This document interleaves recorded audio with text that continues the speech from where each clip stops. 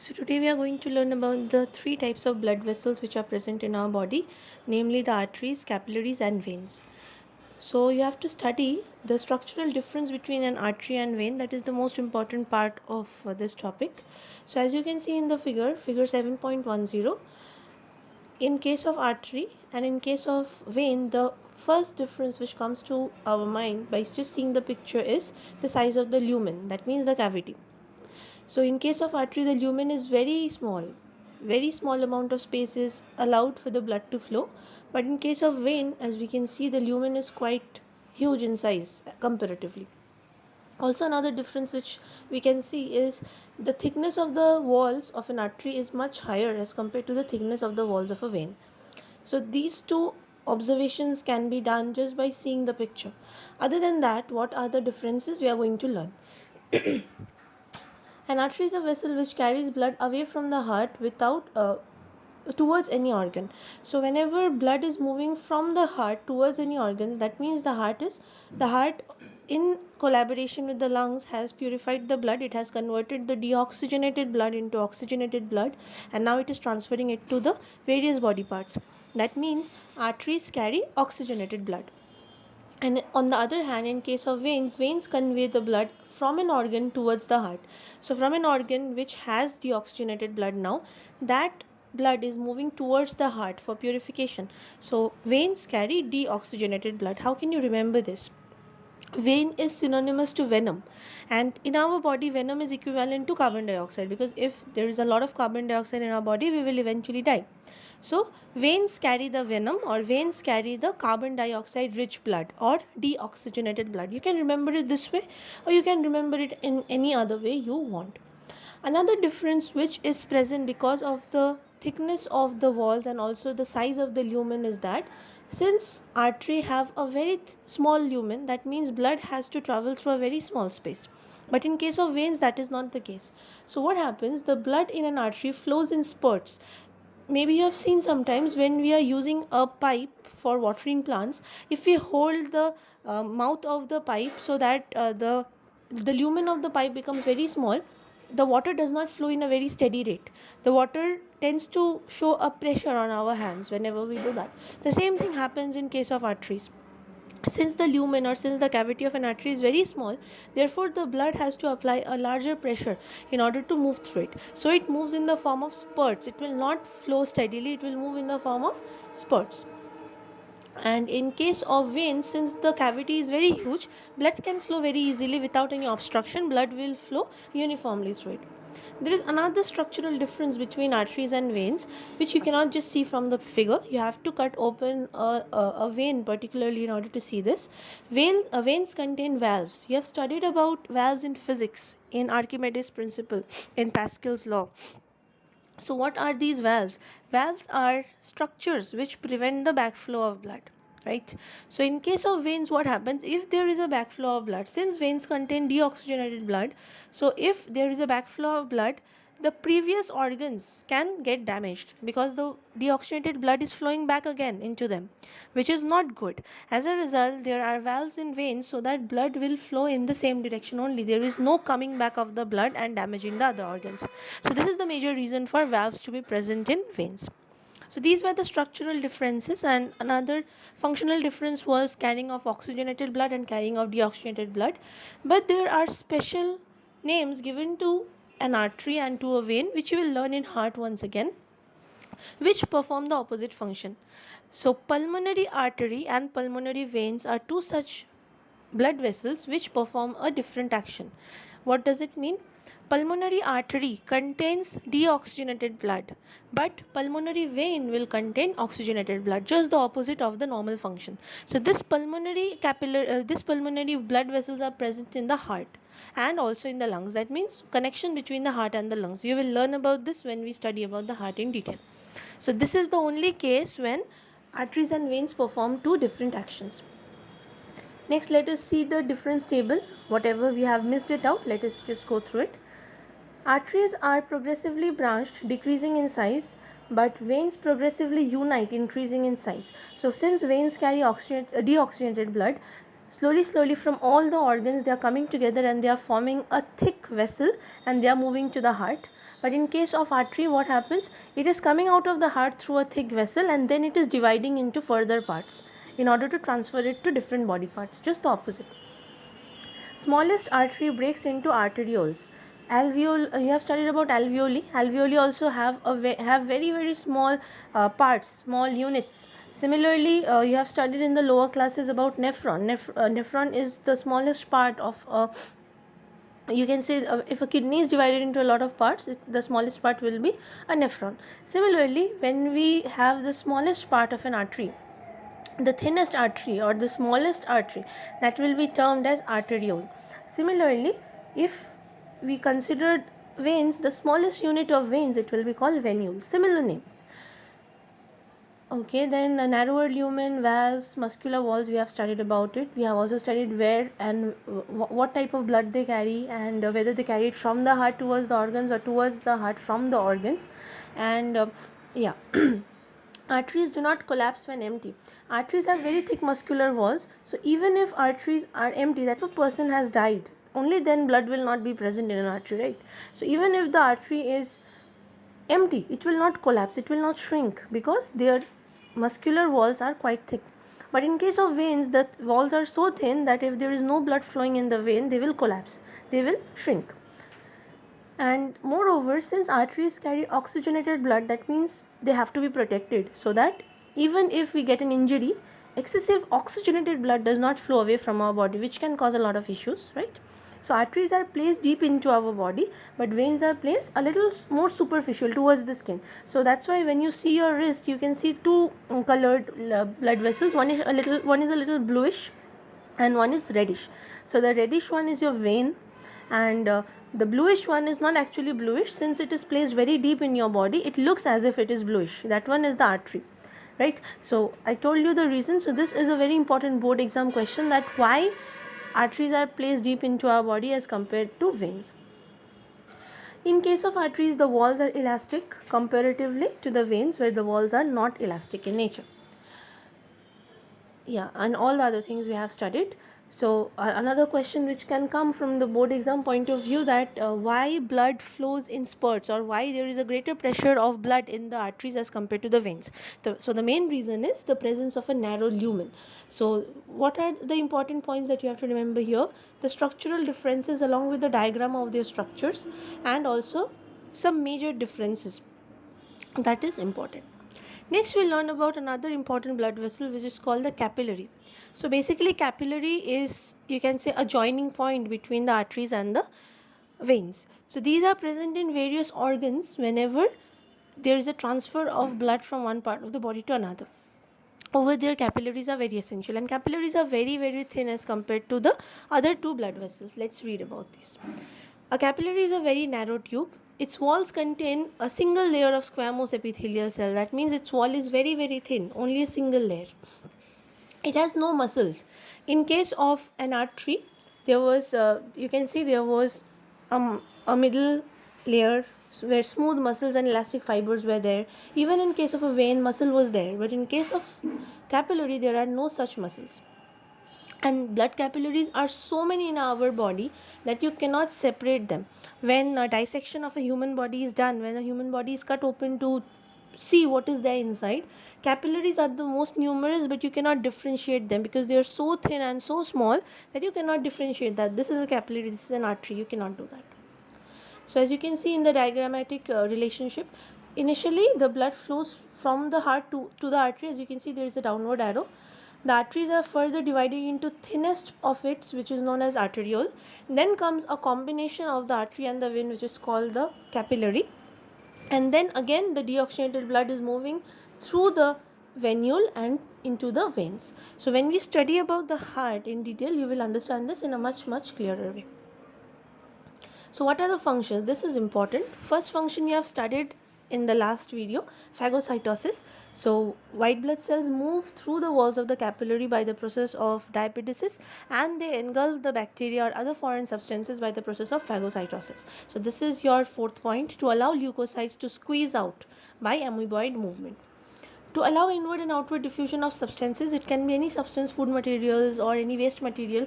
So capillaries are so thin, their walls are so thin that they can allow movement of substances in and out. to allow inward diffusion of carbon dioxide and outward diffusion of oxygen. Outward diffusion of oxygen into the intracellular fluid. I told you about the tissue fluid, right?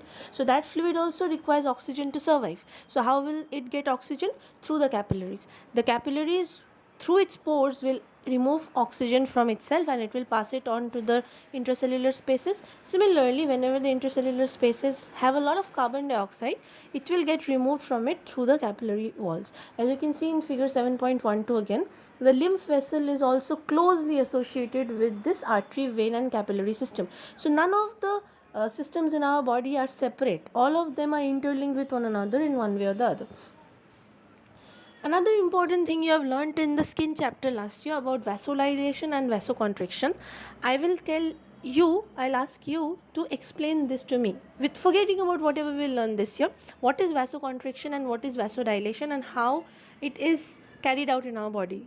So this is your question for next day. How does it happen? Just let me know. So next we have other two fluids which are important in our body, tissue fluid and lymph. So let us learn about the tissue fluid first.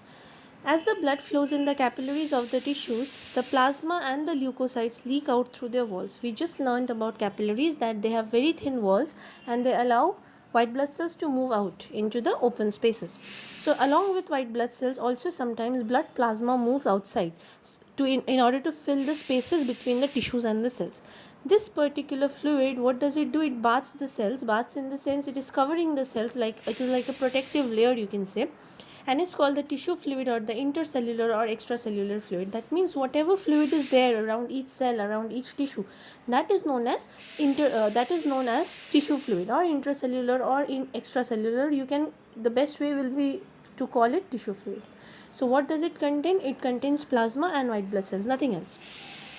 So it is from this fluid that the cells absorb oxygen and other required substances. We just learned, right?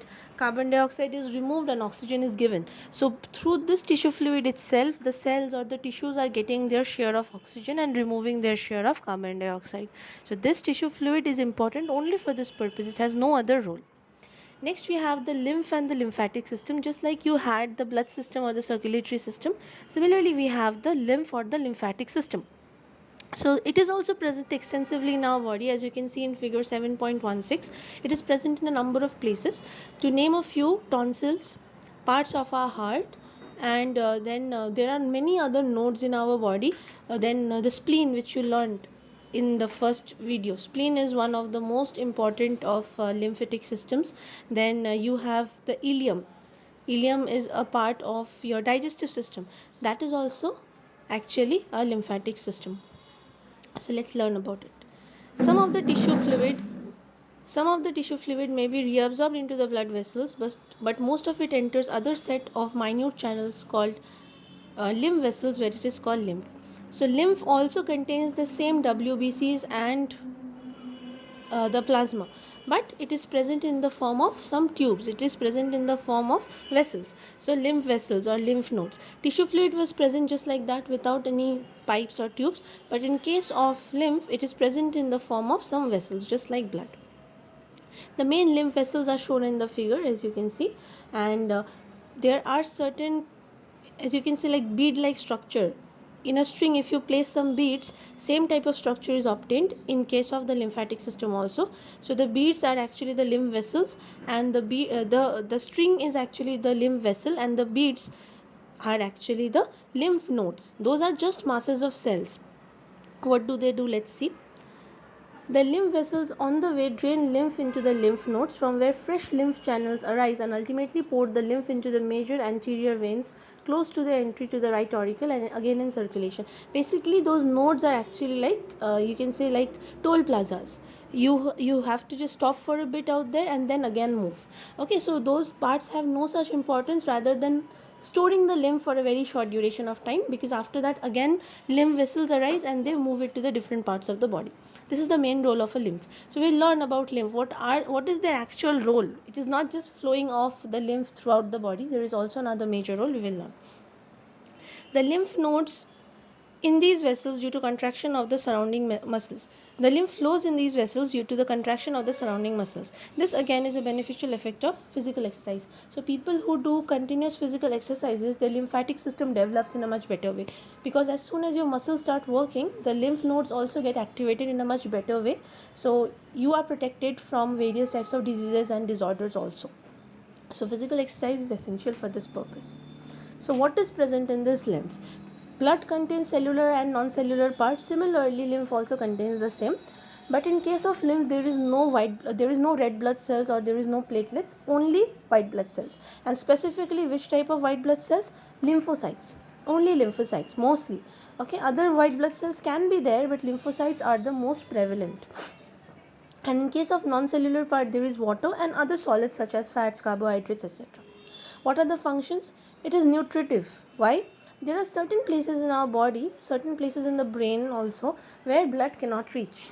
Over there, in order to provide oxygen and remove carbon dioxide, lymph is the only mechanism. There is no other process available, right? So nutrition, it provides nutrition in the form of food, and it also provides oxygen to the various parts where blood cannot reach. Next is drainage. It drains away excess tissue fluid and metabolites and returns proteins to the blood from tissue spaces. So sometimes if there is excessive tissue fluid, that is also removed with the help of these lymph vessels. Absorption. You have studied about villi in the lower classes in digestion. Along with villi, there is also another structure, I don't remember the name right now, through which fats were absorbed. So that is also a lymphatic vessel. You can just go through the book of class 9 in order to just recapitulate it. Fats from the intestines are absorbed through lymphatics, lacteals, yes, lacteal glands. Lacteals which are located in the intestinal villi, yes. So those are also lymphatic vessels which help in the absorption of fat, assimilation of fat basically. Next is defense. I told this to you in the first day. Since it contains white blood cells, therefore lymph helps us in protection against various types of disorders, various types of issues. You will find that sometimes when you are suffering from cold and cough, your tonsils get swollen, right? So why does these tonsils get swollen? Because tonsils are lymph nodes, and whenever there is a problem in our body, I told you, white blood cells will start acting, and as a result there will be swelling or there will be pain, there will be pus formation. So tonsil swelling is actually just a counter effect. The body is fighting against the infection, so the tonsils have swollen up, just in order to showcase that something wrong is going on in your body. That's the only thing. So people who do not have tonsils from birth, that is a very rare case, or whose tonsils are removed due to infection, they are at a greater risk of diseases as compared to normal people. Next, now we learn about the spleen. Spleen is one of the most important parts, especially in a growing embryo. When the embryo does not have any bones or bone marrow, the spleen is the one which is producing the necessary blood cells. So the spleen is a large lymphatic organ about the size of a clenched fist, just like our heart. Then it is reddish brown in color and it is located in the abdomen above the left kidney. So it is present in our abdominal region. So what are its functions? It acts as a blood reservoir in case of emergencies such as hemorrhage, physical or emotional stress, or in carbon monoxide poisoning. The spleen will help the stored blood to flow into the system and to prevent any sort of damage. So what happens in hemorrhage? Blood clot occurs, but the clot occurs internally. Internal hemorrhage it is called. It is the worst form of disorder which can happen. Sometimes when we get hurt and the blood does not flow out through our wound, that can cause hemorrhage, and hemorrhage can lead to death also if it is at particular places in the body. So in that case, what happens, if the body understands that it has to release excessive blood into the system so that hemorrhage can be counteracted, the spleen will perform this action. Even during times when there is any physical or emotional stress, in both the cases there is a decrement of blood in our various body parts. Or even if when a person is suffering from carbon monoxide poisoning, the spleen will start acting and it will release the excessive blood in it into the bloodstream so that the person can survive. So spleen acts as like a blood reservoir. Next, it produces lymphocytes. Yes, we have studied it in that table. It produces the white blood cells, lymphocytes. It destroys worn out red blood cells. This also you have studied that blood cells are produced in the bone marrow and in the spleen for embryo, and it is dying also in the bone marrow and in the spleen. So it is helping to kill the red blood cells which are of no use now. In an embryo it produces RBCs. This also we have learned in the first part of the chapter. In an embryo there are no bones or bone marrow, so spleen is the one which is producing the necessary blood cells. So this is all about the lymphatic system. We have studied about the lymph nodes, and we have also studied about the most important part of lymphatic system, which is the spleen.